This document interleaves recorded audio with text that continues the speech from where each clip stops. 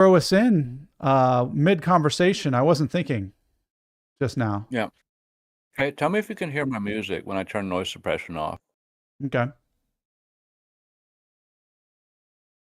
I can't hear anything. Still can't hear anything. Still can't hear anything.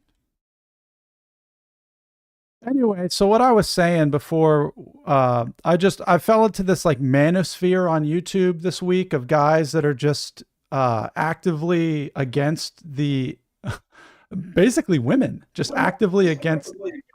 Oh, now I can hear it. Wait, can you turn off the mic?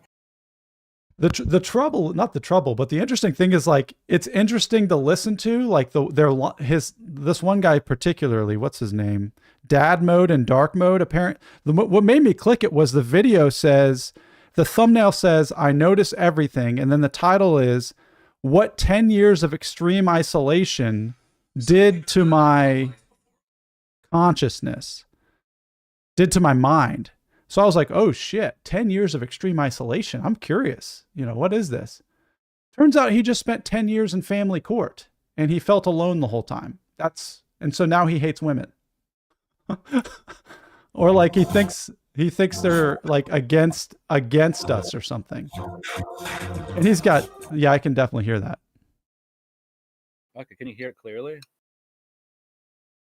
No, very jumbly. Like, Damn. Okay. Are you trying to figure out how we can play it live? That'd be cool. Yeah.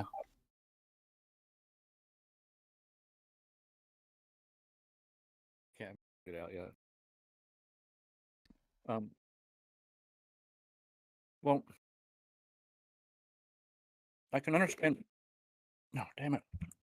What are you eating? I knew I should have waited to press I should press the go live button. We were having like a very interesting conversation, and then I stopped our line of thought by saying, "Hey, should I have us go live?" And now it's just complete nutcase. Now we're just a nut show. Whatever. Yeah, so family court stuff. I mean, like, you want to talk about like a bad job for men or some bad deal, like any kind of domestic or family court, like all that kind of stuff's probably, yeah, you're probably going to get resentful having to deal with that shit. Because it's like, I mean, you hear all these stories where like the court always favors the woman, even if she's like a crazy drug addict or some shit. It's like abusing the kids. They'll give her the kids every time.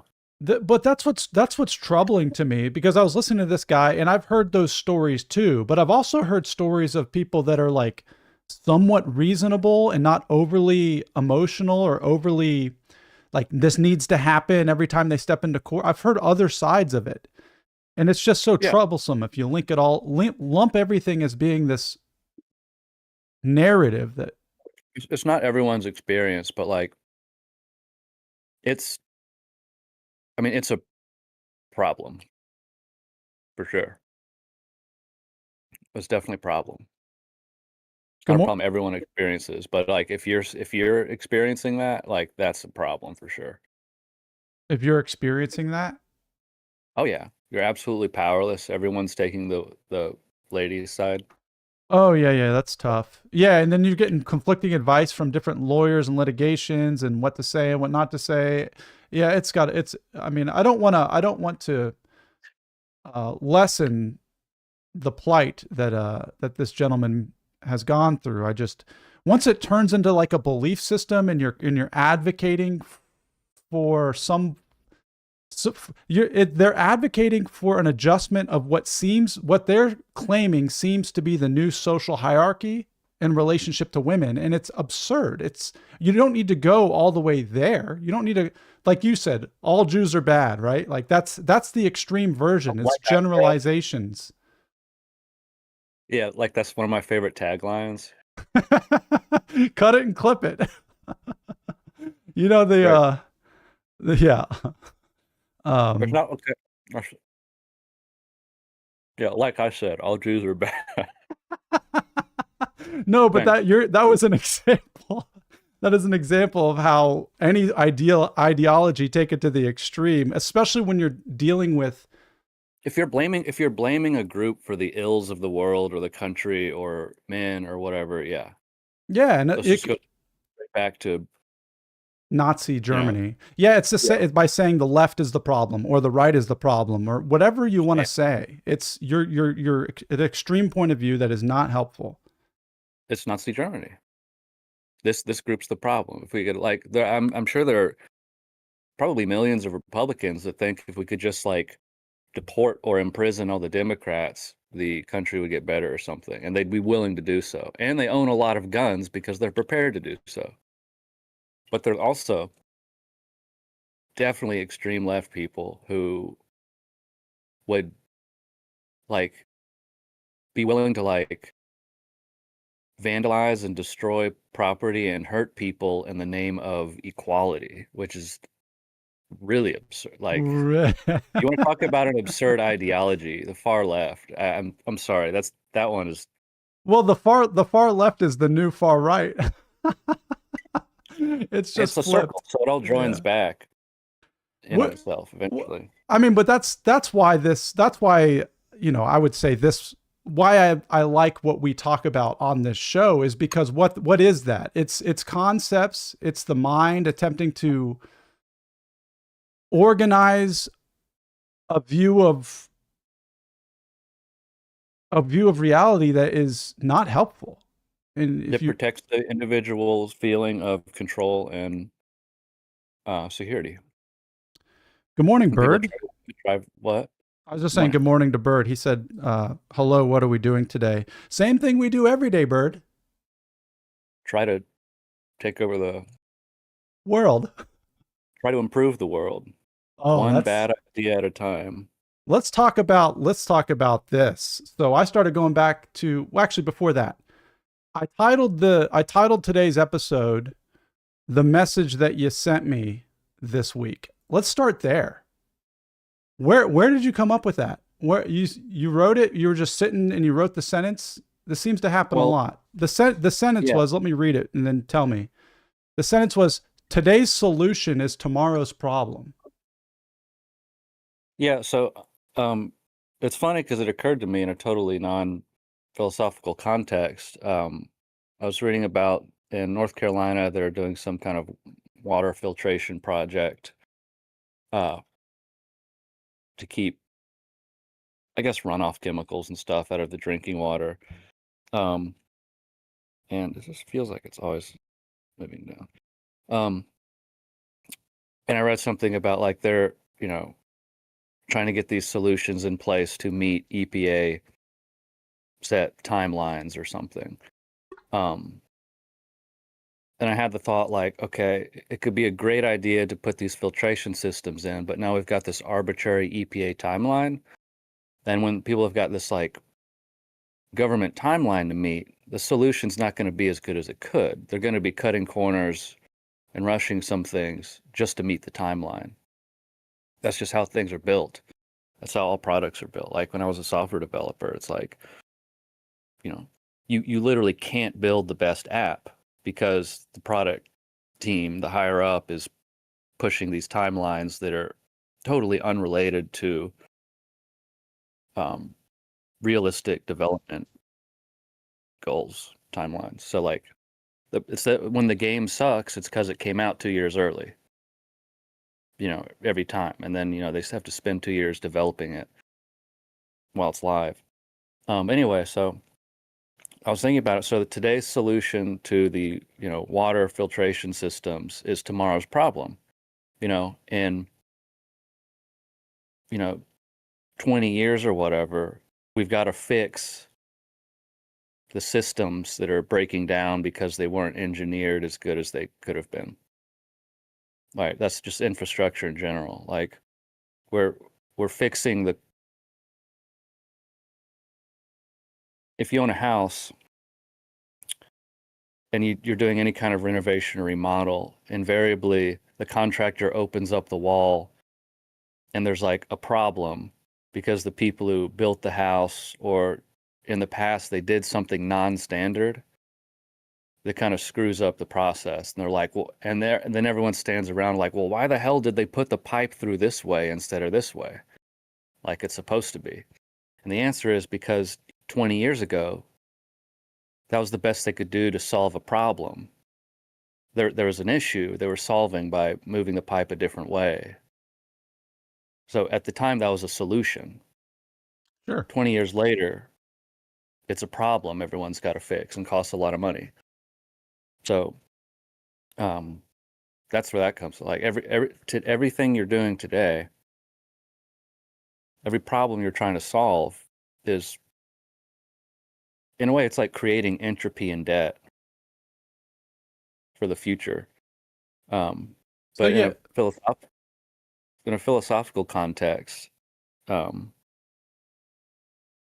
mean, any rule I come up with, any insight, any momentary understanding or practice, which is helpful for a period of time, is eventually what's in the way of me experiencing reality the way I'd like to, in the future. Like eventually that system or practice that brought me some degree of freedom in the moment later is the blocker that has to be overcome or dropped to then experience that same freedom. The yes. spiritual practice becomes the obstacle eventually. Like in non-duality, the concept of no self or something turns into something else you got to drop. So like Rupert Spira becomes an obstacle. He's your solution today, but he's a problem tomorrow. Yeah, He was always a problem. what came to mind was the bursting of a pipe in a house and then repairing the copper pipe and then realizing that it's copper when it could be this new thing. And then for the next 10 years, you just plug the holes of the pipes until the whole thing needs to be completely repiped 20 years, 30 years down the line with a new material. The other thing that popped in was Isaac Newton theory of gravity and all that stuff, the cause and effect universe. All of a sudden, Einstein comes along. We've got a relative universe with time and space. And now we're looking quantumly. So we use things to get to a certain point, then it has to be dropped for something new to occur. Am I along the same lines of what you're saying? Yeah, so with the Isaac Newton thing, so like Newtonian mechanics worked at the context and level they were applying it to. But when we tried to apply it to infinitely larger systems, the model breaks down and we need a new type of physics to explain behavior at infinitely large and infinitely small scales. So to that point, maybe this is kind of a more nuanced look at this. The solution is contextual and relative. That solution is a solution to the original problem. That pipe the way it is the solution to the original problem. In the new context, in the future, that is a problem. Right. So it's like my spiritual practice now is the contextually appropriate solution. In the future, my brain is different, the environment is different, my internal experience is different, and I'm applying an old idea to a new situation, which isn't always wrong. That can simply be experience and wisdom. But like if I'm using the schematic of a house, the original schematic of a house, and I'm walking around that house that's been renovated 10 times in 100 years, and I'm using the schematic to help the original schematic, that's a problem, right? If I've got the old plans to a house that's been altered. Right. Yeah. So it's like, I guess that's the reality when we're working with our mind. It's the mind is not fixed. I don't know Nothing if, is fixed. or it's like smoking pot and you have this mind-blowing idea or whatever and you write it down and then in the morning it's just like, it's like beyond doesn't make sense. It's like it so doesn't make sense that it was actually unhelpful to read what you wrote down. But at the time, it was life changing. You reminded me of a story that P. Swade told me one time. He said he woke up in the middle of the night and he had written the best rap song that had ever been written on the planet. Like the like it was he had written the masterpiece, Mozart's masterpiece rap song, and he like scribbled it as quickly as he could on his pad next to him. And he woke up the next morning to and all excited about this epic song he'd written, and he pulled up the notes and it said, there's always a different time, something, different types of crowd. And that's all he had. And it was, yeah. So what you're saying is, I don't know if there's a way through this or if there's a way to integrate what it is you just said, because what you just said will continue, seems to continue to happen regardless of whether I'm aware of it or not, or I've found some sort of a key, which is what you just described. The key to unlocking my potential and my state of being, whatever key that is, will not work tomorrow. So if I think I have a key or there's something to garner from what you just expressed that I can hold on to, like it might be great to hold for right now or to be with it for right now, but who knows if it works tomorrow. It's like if the key unlocks a door right now, that's great. That's all it is. It unlocked a door. Okay, done.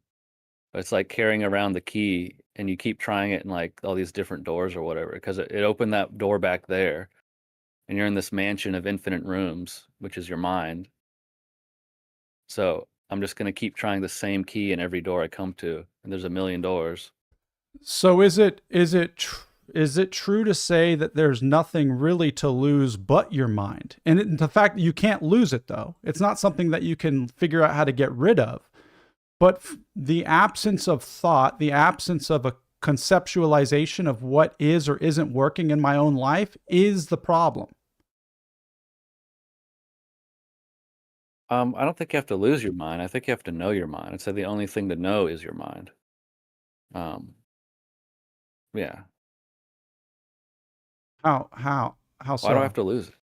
I mean, that's a temporary. It's like taking acid and then trying to stay in a state of being on acid for it. Like it's a temporary thing. You learn stuff from it. You move on. Or it's like, you have a temporary experience where your consciousness is shifted or whatever.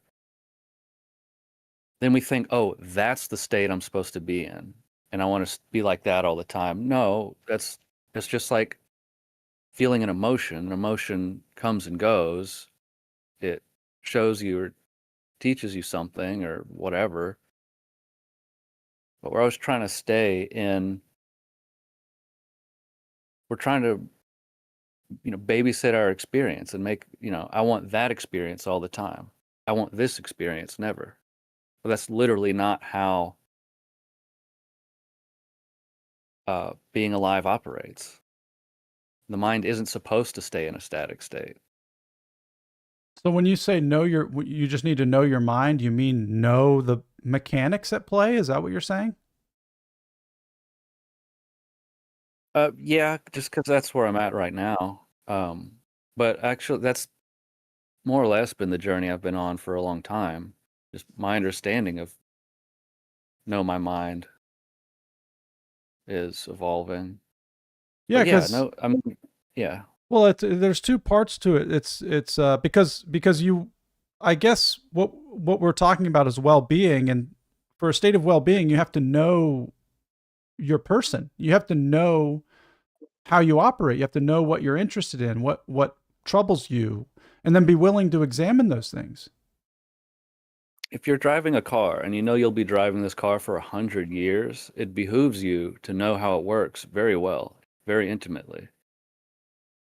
But therein lies I guess where I'm stuck up against right now is I've just had another experience, as we have, of surrender, of recognizing like my will and my life isn't my business, and the sense of the absolution or the disappearance of the stress and the tension that comes when I attempt to manage my own life being dissolved. Like once I recognize, oh, it's a show, it's the show, it's not my show. So I actually, in a lot of ways, don't necessarily need to know my own mind and my own body because these things are occurring and they're arising. I need to, and I can't even say I need to turn these things over. Turning over seems to occur. So it seems there's an ultimate power through which and in which I am relieved of the troubles of the mind or the body or the person.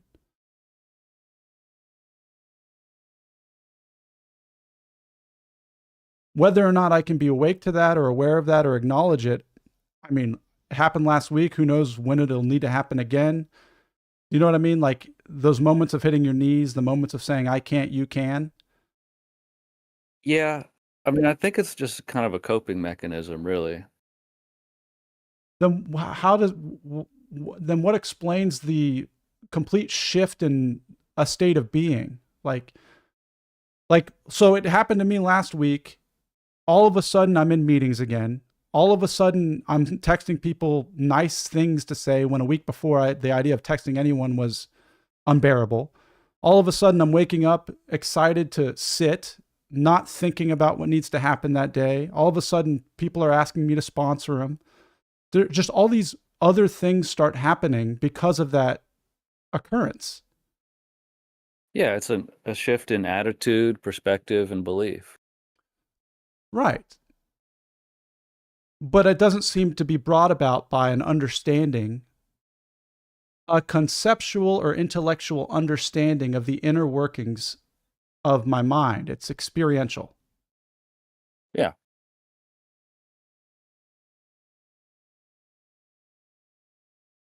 So I'm not talking about some kind of dramatic shift in consciousness. well, I was just I was connecting it to like the pipes being reworked and whatever we're doing today needs to be dropped for tomorrow. And I'm trying to like center in on what that actually means. What does that look like? I mean, you've just described a new solution that's tomorrow's problem. Now Ex- you're this new way, and that's how everything is. well, As if that's like the end or something, or that's the real solution you have to keep getting back to. I don't think it is that though. That's my point. It's like this is what happened, but I'm agreeing with you. I'm saying like the idea that whatever it was that allowed that to occur, or whatever actions or behaviors that have been driven as a result of that, there's If that's nothing actually, how many times in your life have you fully surrendered? how many times? How many times? Oh, I mean, it's happened a bunch of times. That means you've never fully surrendered. Well, what is it that would be doing the surrendering? Like that's what I'm saying. Like, what is it that surrenders? I don't know. I'm just saying, like, we say we surrendered or whatever, but yet find myself, I've surrendered, you know, fully as humanly possible and meant it, like, probably like 30 times or something. But yet the need for me to like do that again is proof that there wasn't actually a full surrender. Like a party in war that's surrendered is they're defeated. They don't come back to the table and surrender again. Their power is dissolved. They're subject to what's been surrendered to. They're not renegotiating a surrender. But there's always a new battle. There's always someone in that fight who took something who's going to have another fight about something else later. Like there's no. The surrendered party loses their territory until a William Wallace wakes up and says, you're raping and murdering all our women and we need to take it back.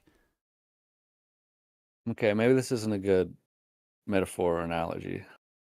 Oh no, I mean I'm saying it's pretty descriptive. the surrender we reach is just whatever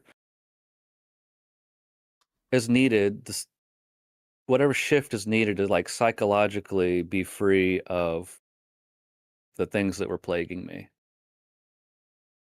Right, right. Yeah, I guess I'm saying like I'm trying to connect my experience with what you just laid out in regards to our own scientific method and the way we repair our house. Like this today's solution is tomorrow's problem. I'm looking at this as a actual process. It's a life process. And it's not necessarily it's just it seems to be what life does. Like a cocoon, like a caterpillar to a cocoon to a butterfly till it dies and evolves into a different species that may or may not cocoon with kangaroos and bellies. Like who knows? It seems to be a process baked into experience itself. That I guess today's solution is tomorrow's problem. so. I'm interested in the surrender that's not this boomerang rubber band surrendered, not surrendered. That's basically the same cycle over and over. Well, that would imply an ultimate answer to the question of being. I don't think it implies an answer at all. An ultimate question to the answer of being. What does that mean? It means if you were to achieve an absolute state of surrender, you would cease to exist. I'm not talking about an absolute state of surrender. I Why does it thought have to be well, what like why you just said you said I'm looking for the thing that allows me to surrender one and done. no. That's not what I meant at all. I'm looking for I'm not to me it's a tell, it's a flag when there's this continuing process. It's essentially the same cycle over and over. Oh, I've surrendered now, everything's different. I'm acting in alignment with something greater, whatever. Then, oh, I'm doing things a different way. I'm starting to get tense again or manage things, blah, blah, blah. This back and forth rubber band. But like, that's not, that happens over and over, regardless of the level of insight, regardless of the level of surrender, regardless of the level of whatever. It's just the same cycle in different clothes every time. Yeah, I would say that's So the activity of the mind. yeah, so what about a mind that doesn't need to surrender? How about a mind that's not constantly throwing itself into disarray to the point it needs to kind of like temporarily shut off and like restart the computer Have you in order to experienced not a mind like that? I don't see why it's not possible. I don't see why it's not possible either, but I almost feel like it's just a result of old age. I think eventually the mind just gets tired.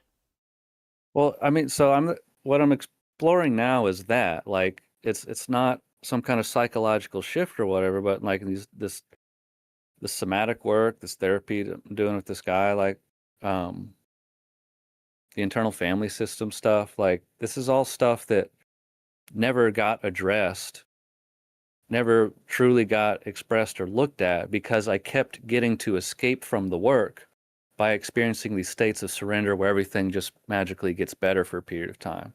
So it's like right on the threshold where like I would actually start doing long-term consistent work. Boom, all of a sudden it's different, psychological shift, all the problems drop, nothing to look at anymore. And so that's not what I'm looking for now. Like I want to do the work. I don't want to just feel better. I don't want my problems to drop. I want to actually face these things that it's like, can I live with the problems instead of solving or evading them? Can I actually understand myself instead of like evading myself with new and improved techniques, surrenders, I think that's why I say it's like, in a way, it's a coping mechanism. It's all like an evasion mechanic of the mind that allows it to not actually address itself or address the body or admit that it's limited, finite, that it does have problems. It finds a way to abolish the whole idea of problems. And so that's why I say the tell of the red flag is that keeps having to happen. If it truly changed or had a shift, it wouldn't return to the old state. It's a temporary relief or covering up,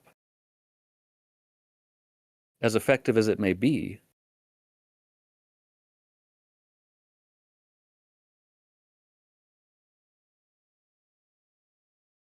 But it's like the mind's nuclear weapon. It knows how to do it. I think it's a mental trick. I really do. I believe that I'm toying with the idea of a powerful subconscious that can, rise up and trigger a change when things need to shift. It seems you're also alluding to the idea that that powerful subconscious could be the operating agent in your life. Yes, I think it is.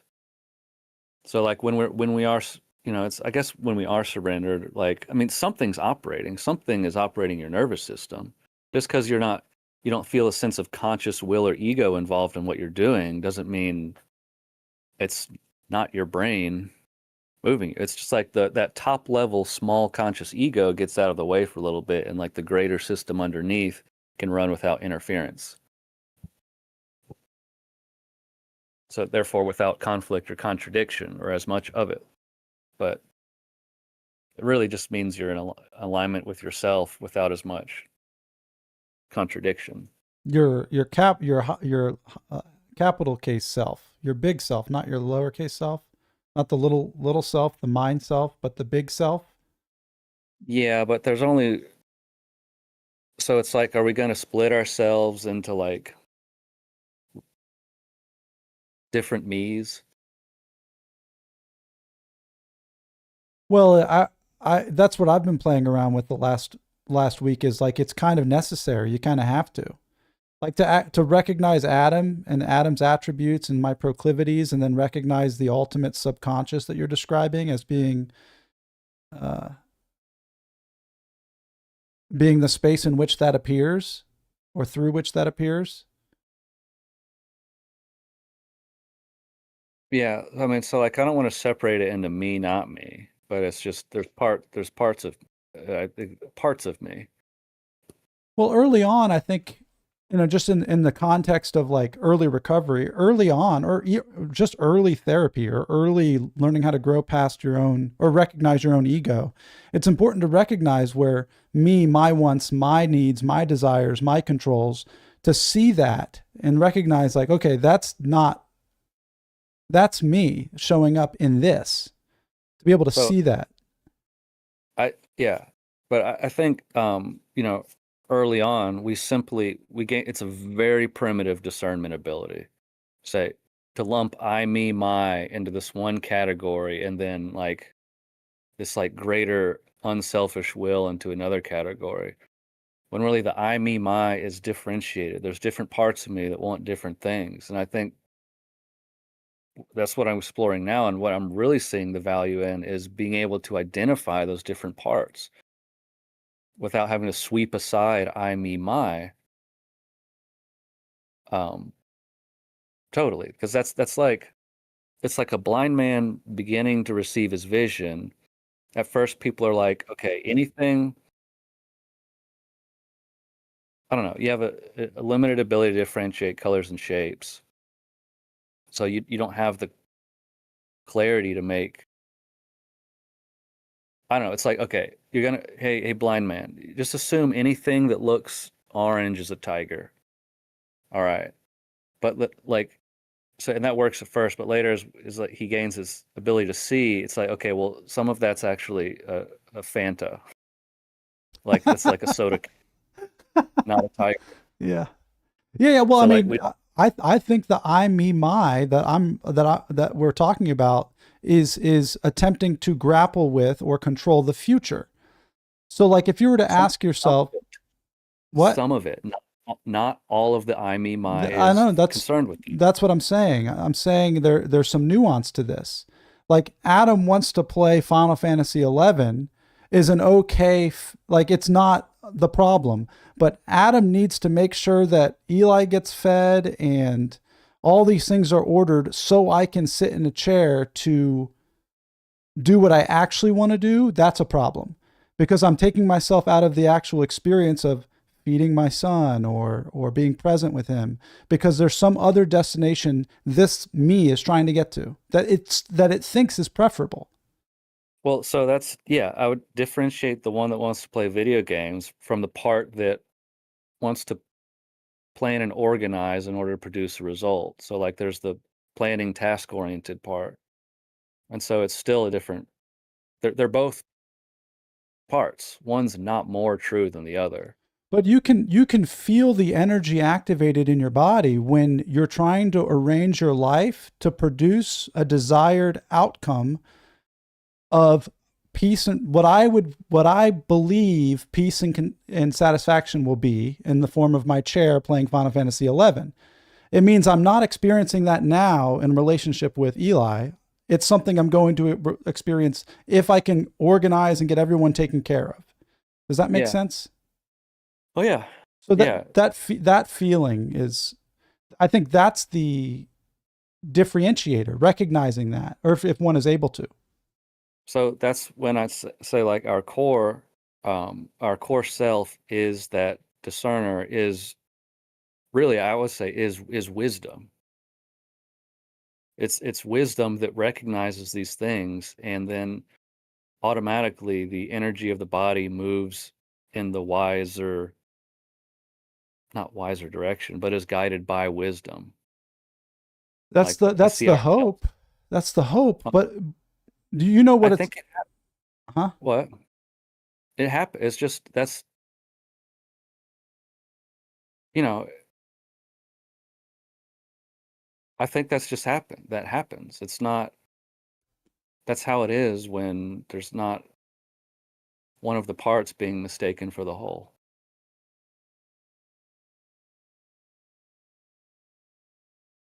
Like this it's like this wisdom. So like I'm noticing in my life recently there seems to be a wisdom available to exercise that wasn't previously exercisable because the individual competing parts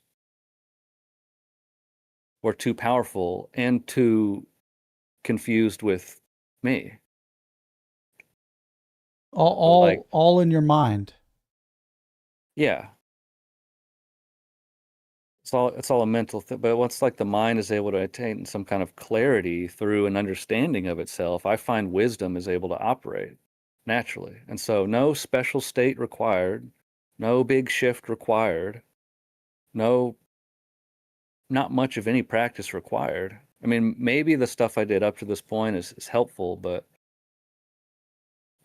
so I think that's why I say like just a simple knowing or understanding of the mind is really what most people are looking for. And if like wisdom can be making your choices instead of the little kid inside you or the stuffy old man inside you then maybe you exist in a way that doesn't need some kind of radical shift to periodically flush out all your tension or whatever. Maybe we can avoid this whole mechanic of surrender, not surrender when I'm just living wisely in the first place. We're living by wisdom. That's my theory. So I'll let you know in a few years if I've had to go through the wash cycle over and over, continuing or not. Yeah, that's good. Good morning, Ines. That's good. Yeah, it made me think about that YouTuber guy we were talking about earlier. Like, how does something like that happen where he seems these guys have seem to think they're happy or they seem to be happy with their belief systems and their worldview, and it's us versus them. they seem to be okay. They don't seem to have any, you know what I mean? Like, I don't know. What you're saying makes sense to me. It's just not. As long as your worldview doesn't come into conflict with your reality, I think you're going to be happy. Especially, so that requires surrounding yourself with a community and an environment that supports the worldview. But Uh, like you step out, that guy goes and walks around uh, a more progressive or liberal city, he's probably going to have a really bad day the whole time he's out. that's a good point. So let's talk about this then, because I'm interested in exploring this because it seems like every single person, every single individual, has this wisdom manifest differently. It manifests differently according to the individual. And we were talking earlier this week. I mentioned you mentioned having getting insight that appears in a certain way for you, but I don't get appearances like that in my experience. I get these insights or revelations, but they don't occur as appearances. They don't seem to, at least. Could we? Do you remember what we were talking about? Could you make it make more sense than I just did? Yeah, I think you're referring to how people experience insights or visions about their life.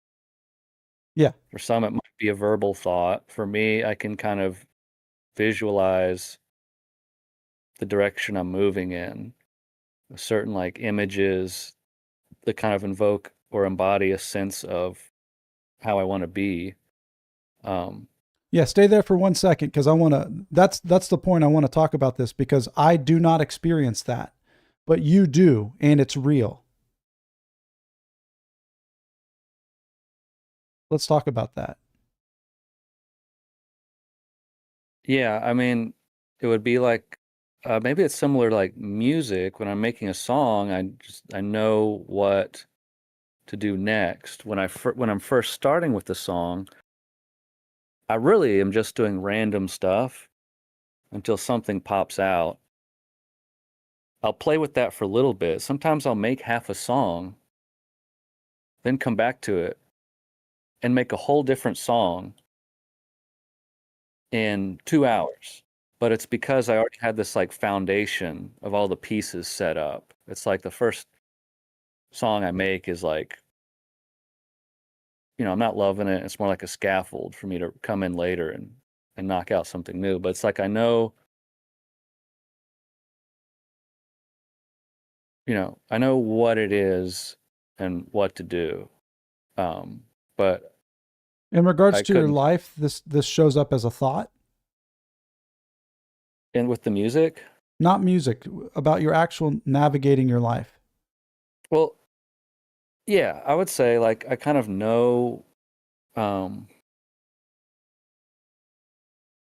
yeah, when I'm operating at my best and I'm not wrapped up in like fear, anxiety, or some kind of high pitched, ego desire.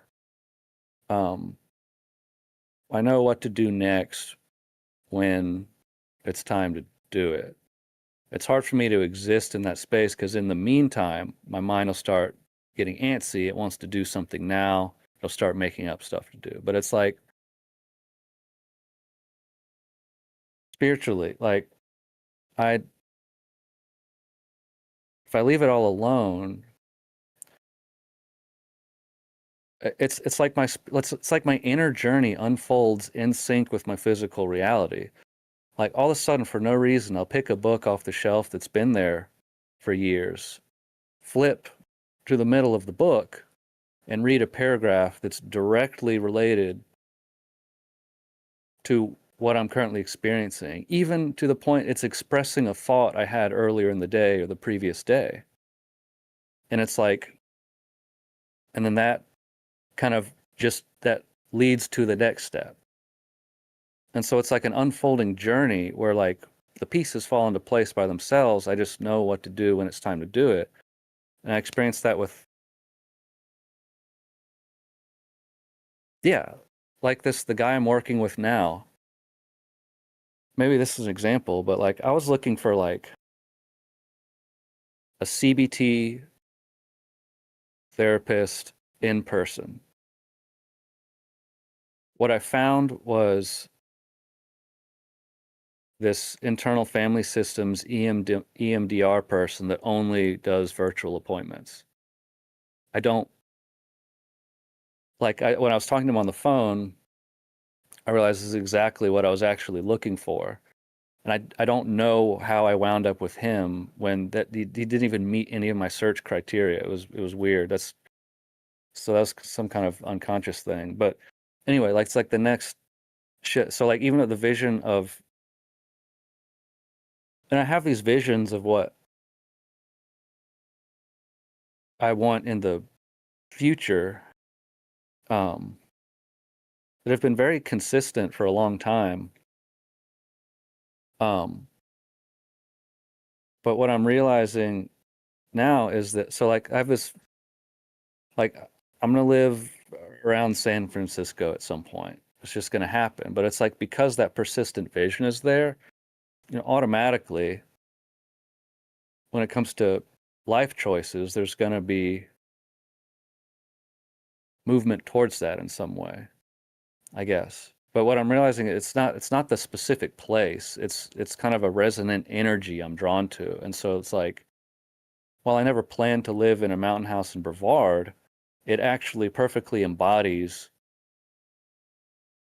what I was looking for. It was like I knew it last time we were visiting here so strongly. Um, but Tell me, like that wasn't specifically in my plan. So the specific vision is more of a pointing, and it might be a mistake to think that like specific, like if I think of like a, yeah, does that make sense? yeah, it's an object that is a representation of a It's a experiential symbol. state of being. San It's a symbol. Francisco, It's a it's a symbol, strong subconscious symbol. Yeah. which is But but which but to is believe it's a concrete reality is going to cause friction because I'll be trying to get something that might not be materializing that way. well, that's But that's as why. a symbol, huh? Well, the next what you're describing is a vision, and it seems to me the next step of that vision is the same. It's the actual. I think it's the same step that you take when Adam is sitting here saying, I want to, I can't wait till 9:30 so I can sit at the chair and play Final Fantasy 11.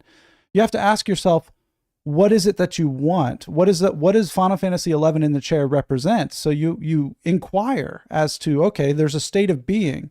What does San Francisco represent? What is the character traits, or what does that embody for you? So then the objects that appear in your vision are irrelevant to the nature of your experience, of what you're actually getting at. Yeah, so you could inquire into the more into the symbol. Yeah, Yeah, and understand. because like I think the same. It seems like it's setting a driver in motion that will automatically take the actions to help produce that result. The result won't be I'm now in San Francisco. The result will be now I'm experiencing what it must be like to be in San Francisco. Oh yeah. So yeah, funny thing. I many years ago, I had this vision of a life where um I don't remember what the vision was anymore, but it was something like I had um the time and resources to travel when I wanted to travel and make music and live how live in this particular way. Um, and I thought specifically it meant I needed a certain amount of money. I needed to live in a certain place and have a certain job. And then a few years later, while I was living in Brunswick, I realized that like I had that life. But I hadn't realized it because it hadn't looked like this very concrete idea I had for what it was supposed to be like. Um, but somehow it manifested on its own without me even. So there's something else puts the pieces in play and plays them in a way. It could just be the subconscious or whatever because like I didn't recognize the pieces as I was playing them. I just woke up one day and realized the game board was in the configuration that I had envisioned years earlier. Hmm. I'm not sure what right now there's a big shakeup, and I'm waiting to see where the pieces fall. Um, but I have the sense that I'm at the beginning rather than the end of a lot of things. And I Sure. also had the sense the other day that this vision I have for the future is like I like felt secure in the sense that I knew like more or less generally what my life was going to be like, and I didn't have to do anything to the only like it's like I know key pieces of the story. The only thing to do is like watch. It's like knowing the beginning and the end of the movie doesn't ruin the movie because it's about watching. If it's a good movie, it's about watching how it goes from the beginning to how you reach the end. So I really all I have to do is watch the movie unfold. Like it can't be messed up.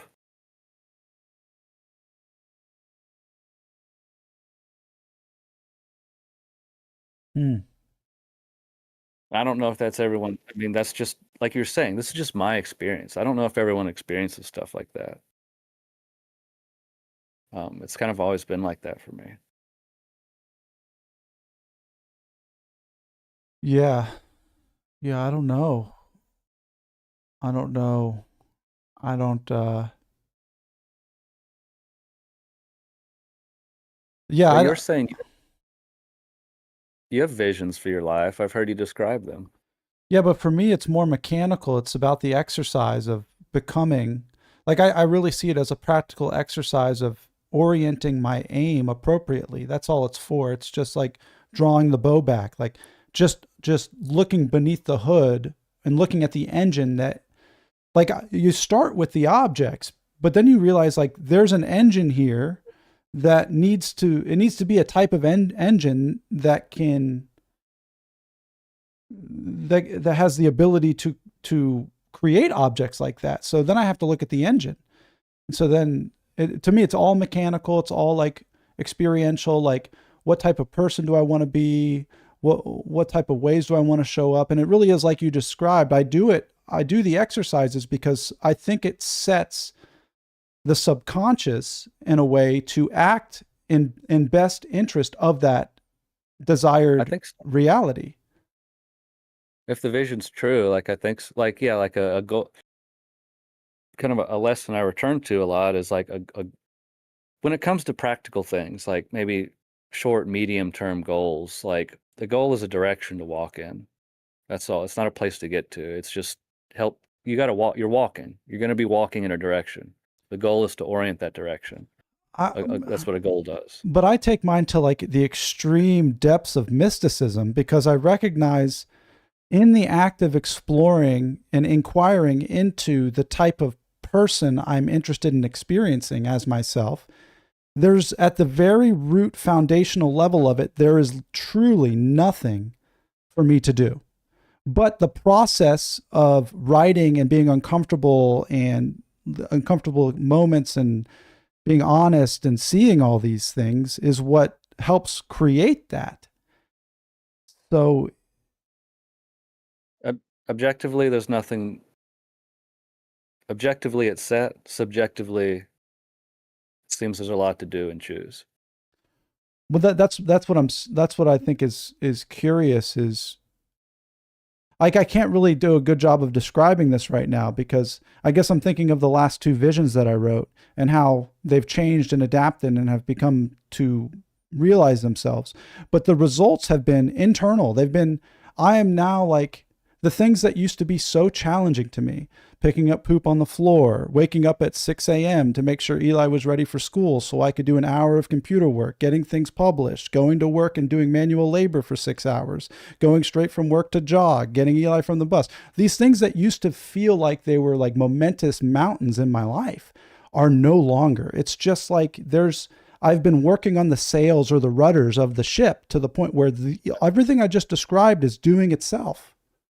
Yeah, It doesn't take any effort anymore. Those specific things I just described. And that's preparation for what you'll be doing next. That's laying the foundation, the groundwork for what you're going to be moving into, which wouldn't be possible otherwise if you hadn't this foundation doing these things hadn't been laid. Right. And then I have it exactly right. And then I have this experience this week where something happens that hasn't happened in a long time, and I watch my mind actively tangle with it. So like it's a weird thing. There's still a shitload of work I need to do because whatever is at play in my own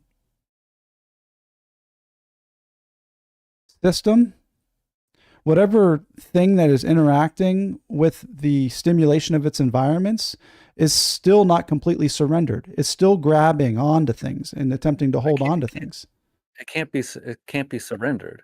That's why the work of knowing your mind and sorting these things out has to continue. Even if you're in a surrendered place, that's not, these pieces of the mind aren't surrenderable. It's like you've got cattle in a pen or something. The rancher can be the guy running the ranch can be surrendered to something. But the cattle in the pen have their own shit going on. They are unrelated to the rancher's surrender. It's like the little things in our head that are operating on their own principles. They're not even connected to the mechanism that surrenders. Like they're not even related. They're not even related to each other. They might not even have awareness of other pieces or parts. I don't think they do. I don't think the kid me that wants to play video games all day is able to know or interact with the businessman part of me that wants to produce a bunch of shit. I'm aware of both. They're not aware of either. They are not aware of surrender. Surrender only affects which of those are given heed or listened to. Okay. So those have to be worked out because they're going to keep talking. And in moments of unawareness, they're going to be running the body. None of this is bad, by the way. It's not like it's wrong when those things happen either, which is the curious part. That's why, like, yeah, I think it can be a mistake. I think I made this mistake where, like, there's some kind of shift, surrender, things get better, or whatever. And then, oh, great. I don't have to continue working on the mind, or I don't need therapy, or like whatever it is. It's like I get off the operating table because I feel better. I'm thinking different. Right. Like, no.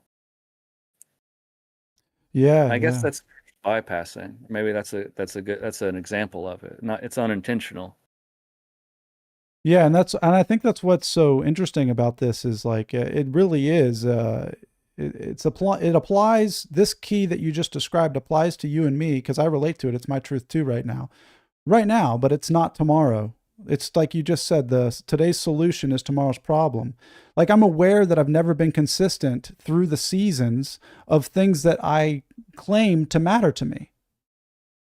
Like Yeah. I claim these things are important to me. I act like they're important to me, and yet I drop them the moment I feel better. Yeah. Same. That's been my I recognize that as my pattern, and like I've actively made the choice. I'm not going to drop this part of the journey or quest just because I feel better. Like actively saw that choice. Like I'm not going to stop this phase of healing or investigation or therapy or whatever it is. Because I think that, I'd put my money on that just being another trick of the mind. Like, oh, we feel better. Oh, don't got to do work anymore. Oh, you don't look here. Oh, it's all good. Like, see this nice new rug? Like, there's still like fucked up shit under the rug, but like the rug's soft and comfortable, and you know, it slides around though eventually, and you're like, damn, the floors are still fucked up. It's like actually half the floor's missing. but the rug's so thick, it's like you can walk over it for a while. And then under the floorboards, there's like a fucking dungeon with dead people and shit. Okay.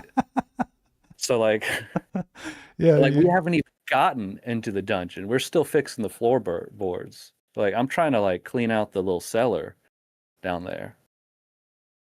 Like bottom up, not just fix the trap door.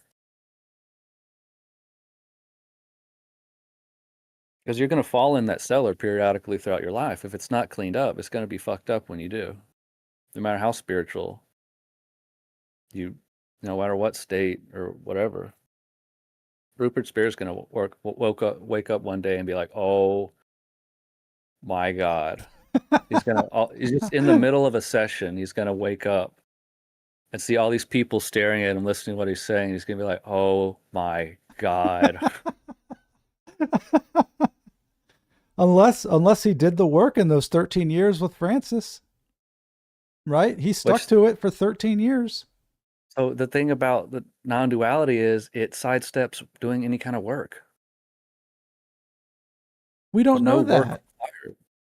That was my experience with um, my time following and exploring it. There wasn't any internal work. It was just kind of looking at a few things, but basically you get to ignore anything that's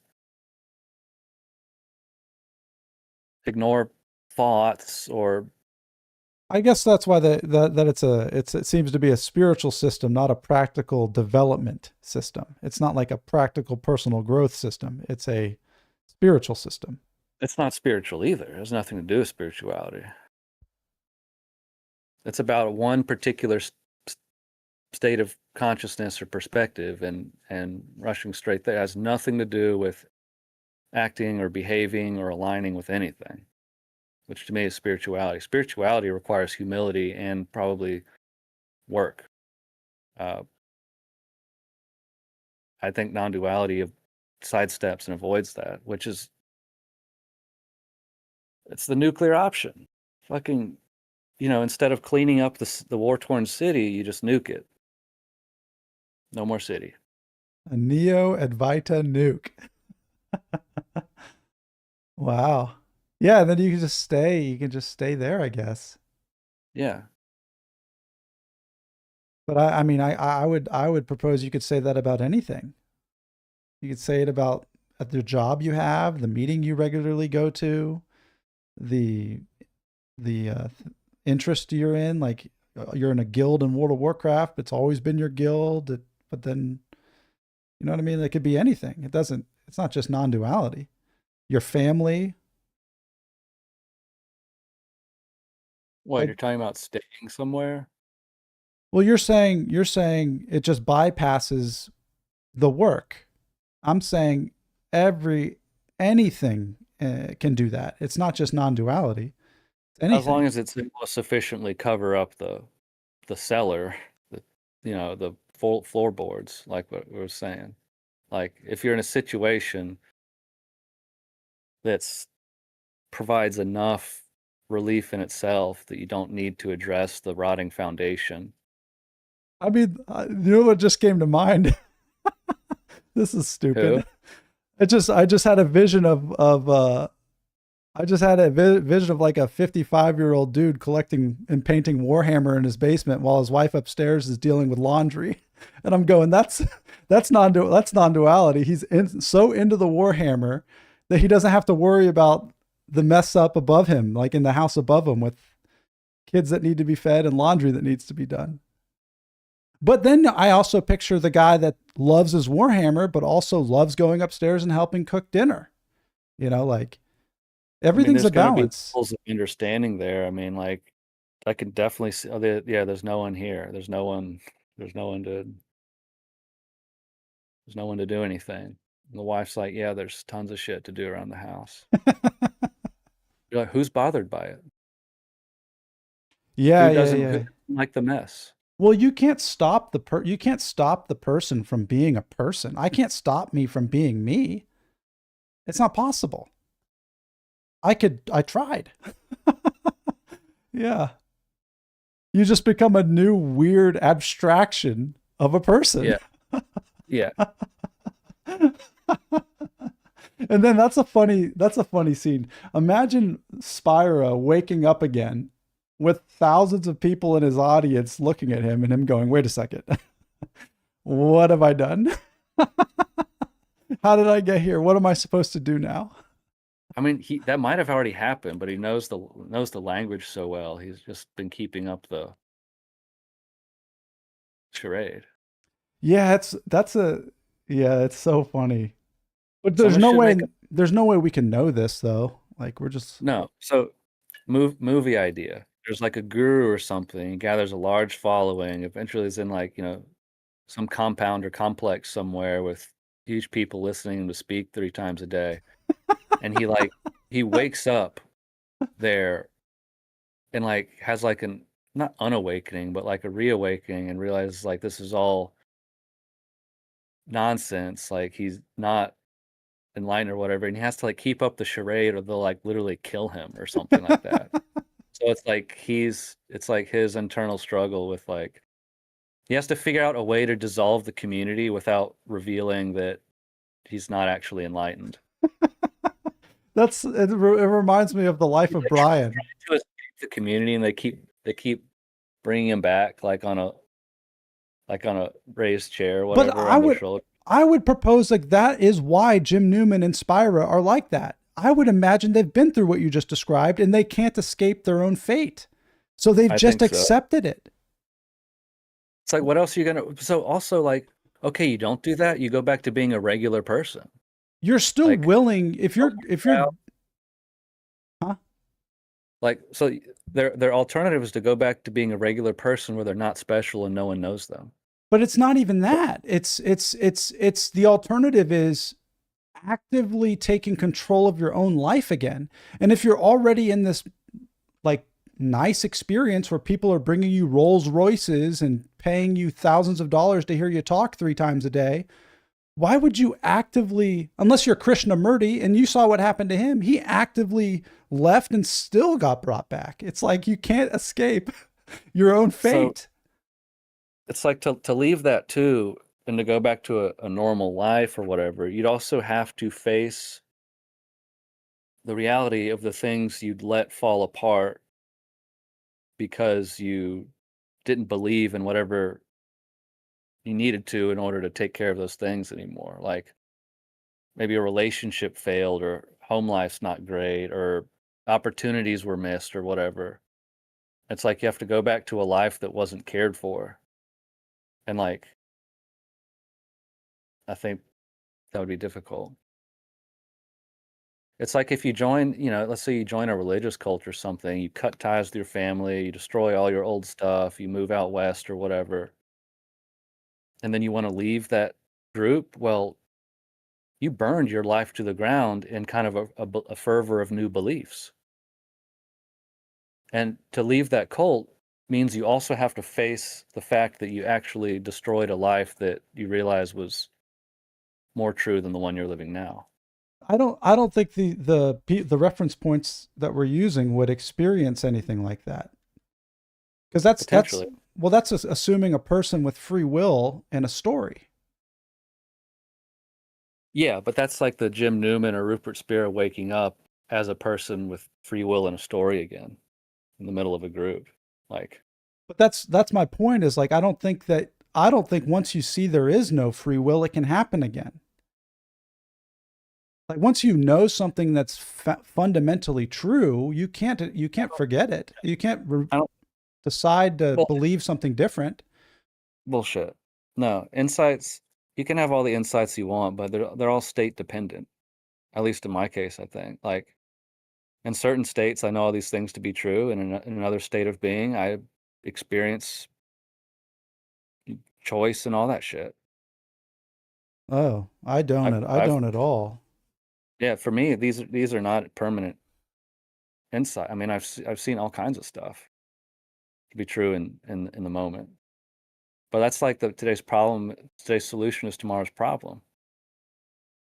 Any time that it just gets carried forward as information, but like unless you're actively seeing it new in each moment, So like it's not an insight that carries forward, it's a current insight you're having. Otherwise, Yeah, it's that's what not. it is for me Yeah, all so the like yeah, time. exactly. So you're actively seeing these things. Otherwise it would be inauthentic and you'd just be repeating memories. Yeah. Well, that's where it gets. There's one other thing that is like this for me. That so like my alcoholism, like using drinking a beer. I know, like I just can't drink one beer. It's just not possible for me. But that is enforced by memory. It's not enforced by this seeing that is there's no free will. Like that one's a tricky one. I Yeah. can't fundamentally say that having a beer right now would ruin my life, but I can fundamentally say there's no one choosing to have a beer or not have a beer.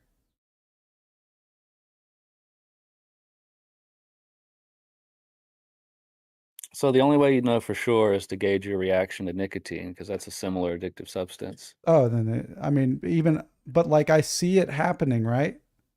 It's like you've gotten current experiences like recently that show you that like that system is still Still very ready to much be out. real.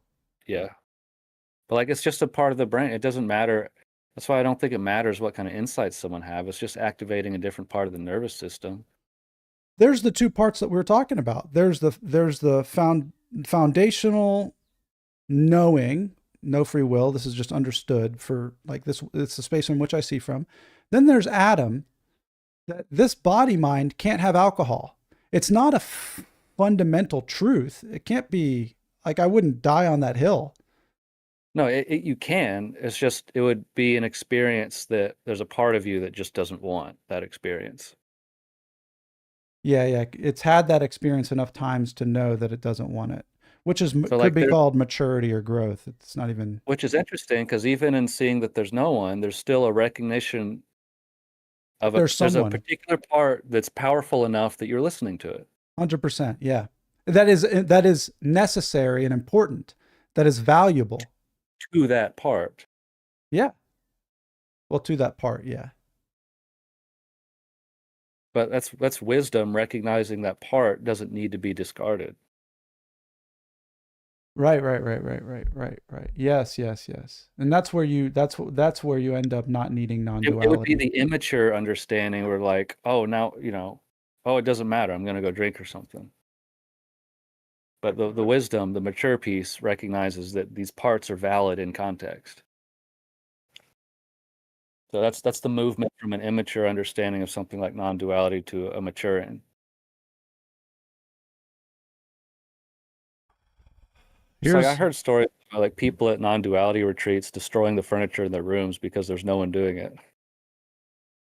Like they're just acting like fucking morons and dicks Wait, you've because there's heard no one. stories like this? Yeah, I've heard stories like that. Yeah. Yeah, yeah, we can give ourselves permission to behave all day, dude. I spent most of my life giving my permission to behave the way I wanted to behave. Giving Yeah, myself permission to behave the way I wanted. Always, I always had I could always come up with a reason or a way of looking at things to give me permission to behave the way I wanted to behave. that's the human story. That's for everyone on the planet. That's for Hitler. Like he same mechanism in action. People will justify their behavior. The thing they want to do will be justified. No one thinks they're doing evil. No one thinks they're doing wrong.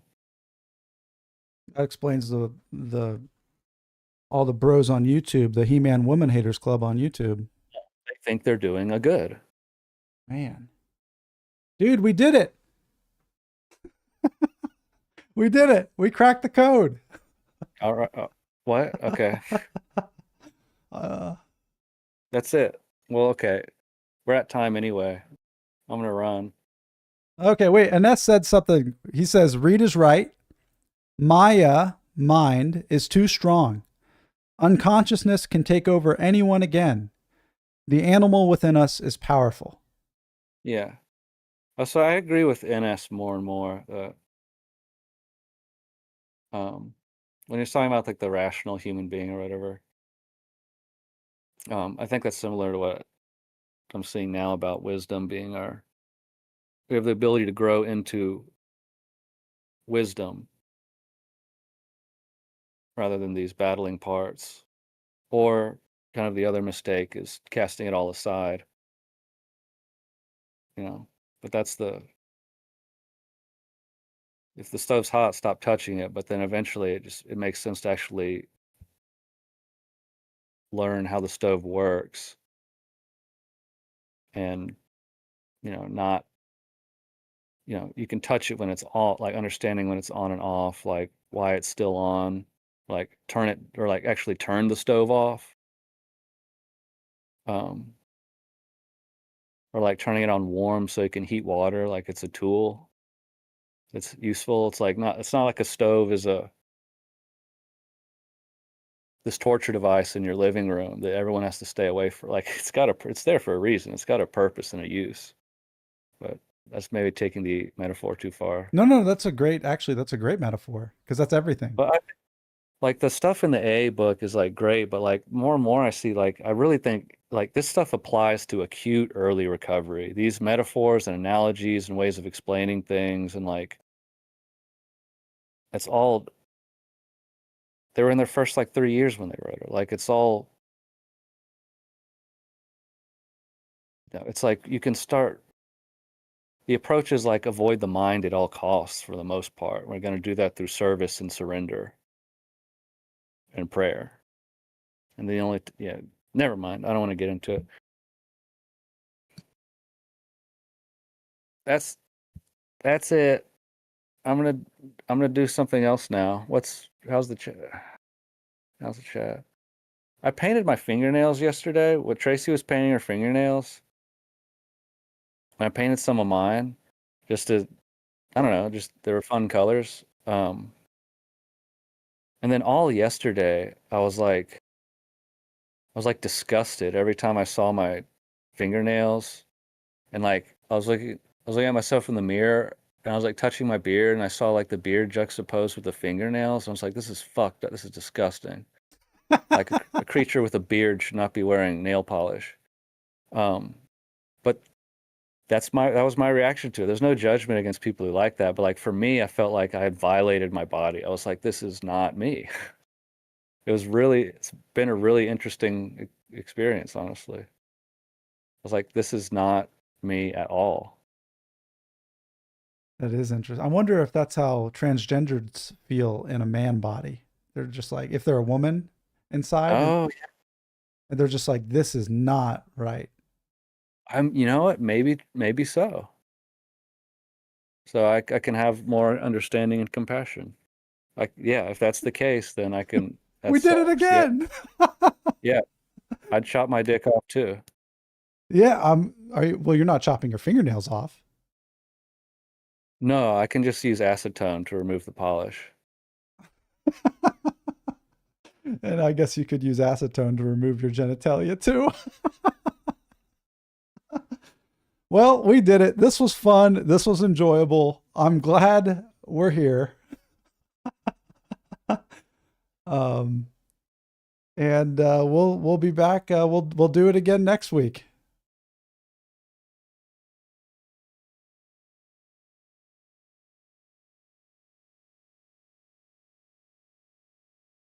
Thanks everyone for joining. Who? I want to keep going, but my eyes It's hurt. me. It's me, you, and an S. All right.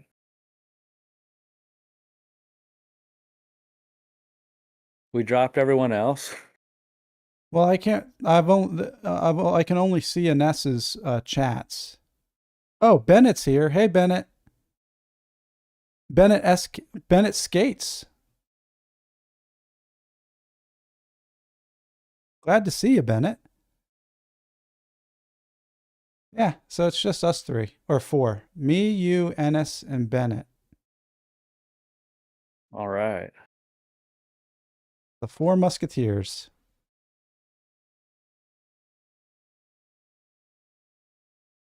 Okay, I'm gonna go. See you, everybody. All right, bye guys. Have a good day.